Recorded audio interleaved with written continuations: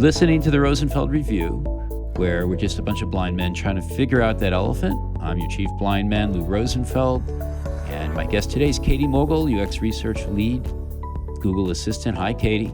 How are you? Hi. Great. Good to be with you. Great to have you on the show.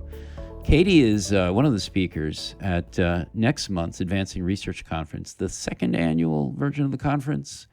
Very excited to be putting it on a second time. It'll be March 10th through 12th, taking place virtually. And not that I'm biased, but you will want to be there because we have a number of fantastic speakers and other experiences planned for you.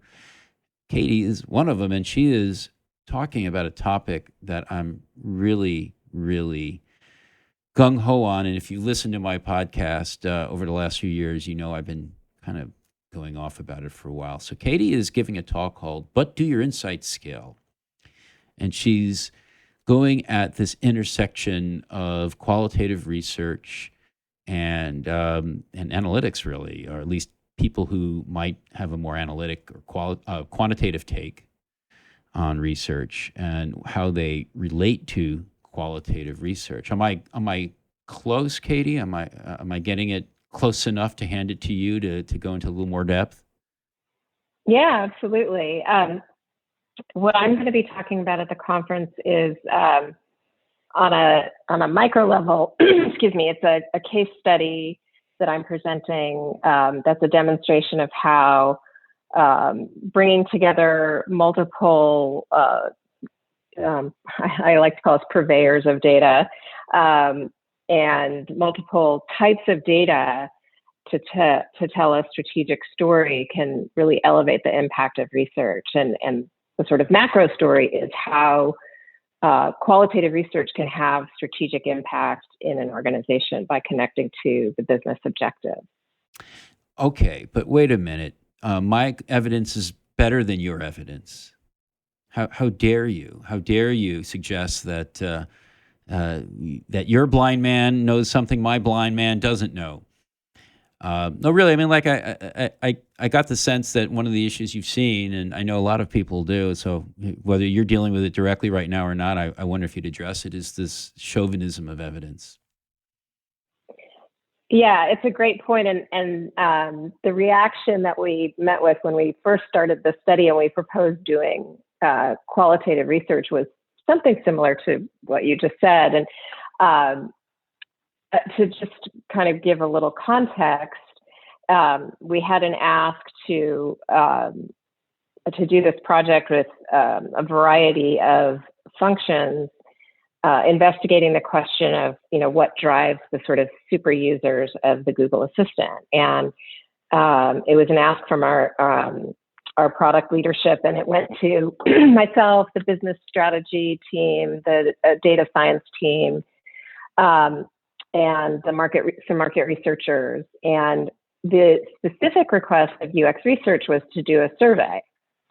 And we knew that the opportunity here was we were being asked to take a seat at the table with a bunch of different functions and to really interweave the data to tell a really strategic story about the business question, and that UX qualitative UX research would be the way to really explain the why, because everyone else was bringing big data sets. Mm-hmm. But when we so we said, yeah, we can do the survey, but we really should talk to real people and hear from them and be able to go deep with them. And the some of the partners said, well, like, how many people are we talking about? And we said, well, 20 would be a good number. And they were like, 20? Like, what are you going to do with 20 people? I've got 2 million data points to look at. And so we really had to paint a picture of the value that the qualitative research could bring. And so my talk focuses on sort of the techniques we used to do that and how we were successful in pulling that off. Oh, it's such an important topic. And, I'm just sort of trying to put myself in your seat when you had this conversation. And, on the one hand, there's the millions of data points, and on the other hand, 20? 20. I mean, you could count them on your fingers and toes. How did you get that 20 to serve as sort of a not a little icing on the evidence cake, but to be like maybe a main dish alongside those millions of data points? So we had to do a few different things.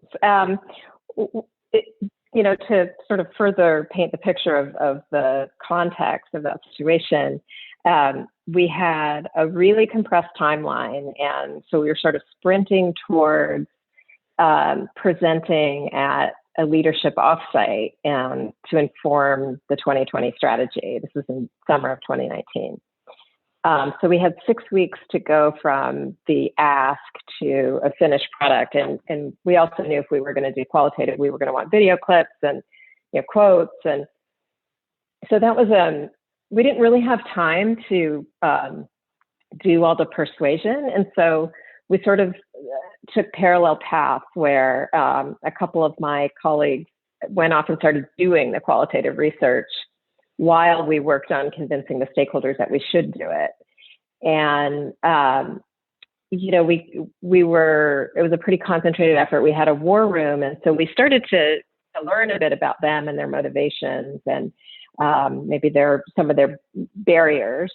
And so at the same time that we were doing the research, we were sort of planning how we were going to persuade them that our insights deserved, a role in this very important project.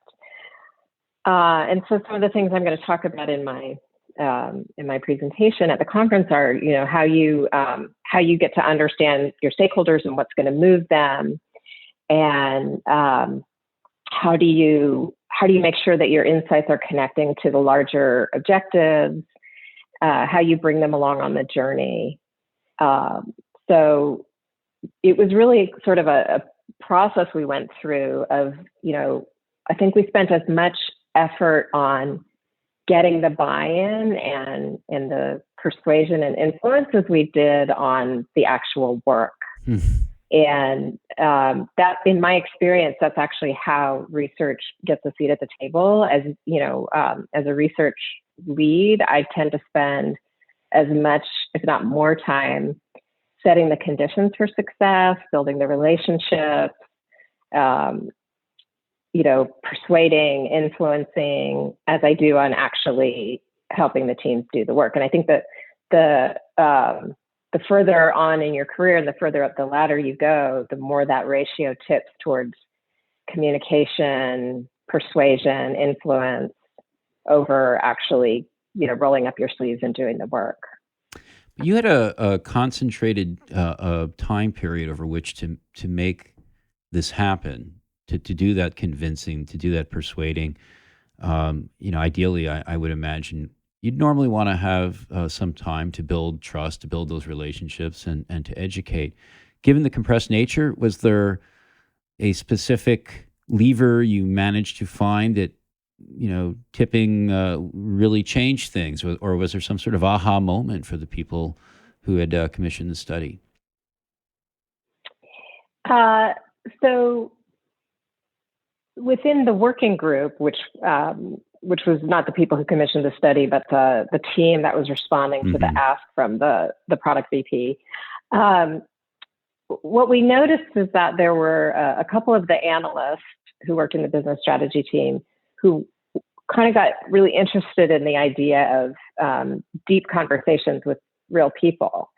And so we were using D-Scout, which is a research platform that allows you to get video of users. And so we gave these guys access to the platform. We said, hey, you should really check out, you can kind of follow along, and as the interviews happen, you can, so there's a live component to D-Scout, and people could actually sit in on these live interviews, and then they could watch video clips.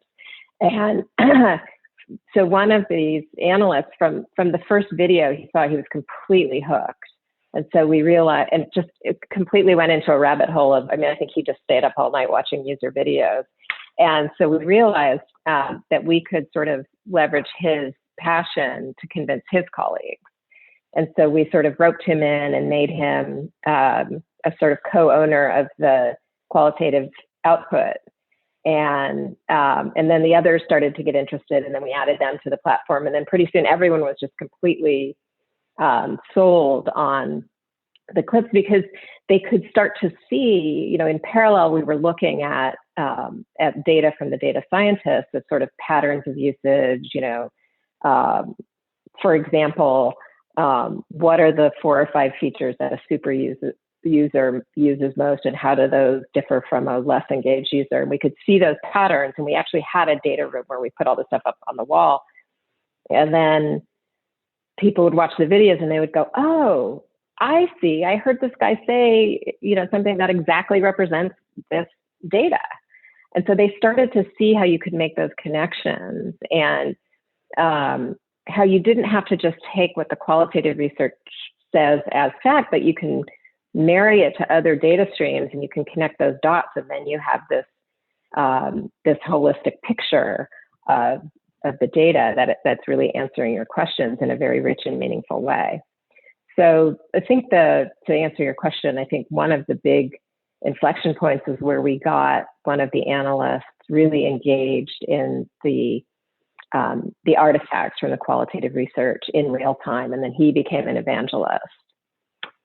That's great. And one question I have about the way you structured the user interviews was, did you keep in mind the audience when you designed the interviews? Was there any, not that you were prompting your users in any kind of way that wasn't true to the research goals, but was there any thinking about, making sure you looked into a particular aspect of how the assistant is used that you knew would really resonate with those quant folks? Well, I think what helped us connect the qualitative back to the business questions is, starting to so really keeping those business questions top of mind, and then starting to see the quantitative data, the analytics data come in, and then starting to do like on the fly dot connections. So it wasn't that we just had one synthesis session at the end, but I think we were meeting in this war room every couple of days. Mm-hmm. And so every time the data science team came in and said, okay, here's some new patterns we found, we would take those and start to think about how we might build some of those things into future qualitative interviews. So we were very intentional about talking to the team about, as they looked at this logs data, what questions is this bringing up for you? Mm-hmm. What's the why that you want to explore here? And then building that into the qualitative work and bringing it back. Interesting. So if you do another study with the same team, do you think next time they would even ask you to do a survey if they knew they could do these types of user interviews? Well, we did it. So this was in 2019 to inform 2020 strategy, and then we were asked to repeat it for 2021. So we did it again in 2020 with the survey. And we did a survey. So we did end up doing a survey, but it was just assumed this time that we would do the qualitative work. So the question wasn't, why would you talk to 20 people? It was, when are you going to start the qualitative research? Great. And the other day I was talking to one of my colleagues who leads the business strategy function, and he said, I mentioned some work we were doing, and he said, oh, we can use that to inform our 2022 project. So what's interesting is this has now become a yearly project to inform the subsequent year's strategy, and there's a built-in assumption that we'll be doing this qualitative work and everybody understands how it fits together.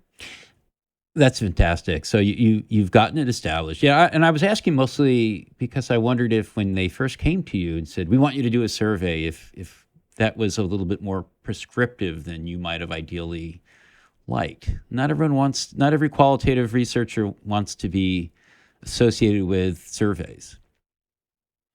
Well, it was coming from product leadership, and I think their idea was just, there's a UX research team that does qualitative and quantitative research, and we think that they need to do a survey because I think they wanted some insights at scale, which made sense. And I just don't think that the particular stakeholders who were making the request had a strong idea of how qualitative work could inform their business questions. And so it was about us, I think part of what we had to do was envision what the output could look like and how it could fit in to the overall project, and then kind of designing backwards. And probably doing a fair bit of yes-anding along the way. Yes, for sure. We're going to take a break in just a moment. You're listening to the Rosenfeld Review, and when we return, more discussion of a really interesting approach to marrying quant and qual research that Katy Mogal and team took at Google. Be right back. I hope you're enjoying the podcast. If you want more, not only do we have a whole bunch of podcasts in our archive, but we have something that's very current, very alive, and very engaging for groups, and that is our communities. Rosenfeld Media runs a variety of communities that meet on a monthly basis for video conferences on a variety of topics near and dear to UX people, ranging from enterprise experience to advancing research to design and research operations. I want to encourage you to join one of our communities. Again, it is free by going to rosenfeldmedia.com/communities. Not only will you get a monthly video conference that you can listen in on and participate in, ask questions and so forth, we'll give you access to the recordings. And for some of those communities, we're talking about dozens of recordings with really interesting presenters and facilitators. You'll also get a newsletter. You'll get access to an advice columnist. Yes, we actually are providing advice columnists for each community. And finally, if you're interested in our conferences, our communities correspond to our conferences. So you will be the first to know when programs go live, when tickets go on sale, and by the way, most of our conferences sell out, and other good things about our conferences, such as when the scholarship applications open up. So go to rosenfeldmedia.com/communities. You're going to find something that's free, something that's interesting, and it's a great opportunity to find your tribe as well. We'll see you there.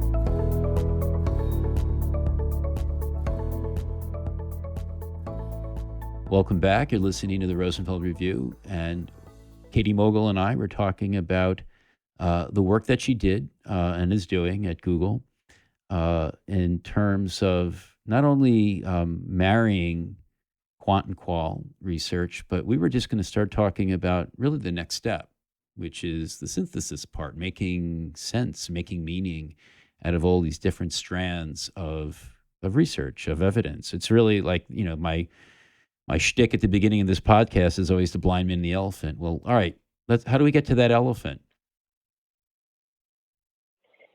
Yeah, and I'll be talking about this more when I speak at the conference. This, I think, is one of the most challenging areas in research, is how do you connect the dots across all these different observations and data points to make meaning for your stakeholders and to answer the research questions and the business questions. And I think you've probably gleaned from my story that this was kind of a messy project, because we had a group of stakeholders who hadn't worked together before, who didn't quite understand each other's functions. I was pretty new at Google. And we were on a very compressed timeline. So we were going through that classic, storming, norming, forming, and performing, all in real time. And we were meeting in these war rooms multiple times per week. And as we got to the end of the data collection piece, one of the stakeholders said, "So what are we going to do with all this? We had all this stuff on the wall. We had quotes, we had video clips people were watching, we had charts and graphs pasted everywhere." And I said, well, we've all, what if we what if we were to sort of in turn sort of talk about the key pieces of data we've gleaned and then what we think they mean, and then we could sort of, spend some time writing post-its. And so basically it was a, clustering exercise. And so we did that. So the data scientists, for each, we sort of broke it out into a series of questions. And for each question, the data scientists would talk about their stuff. And the market research folks would talk about their survey results. And then we would watch a few videos.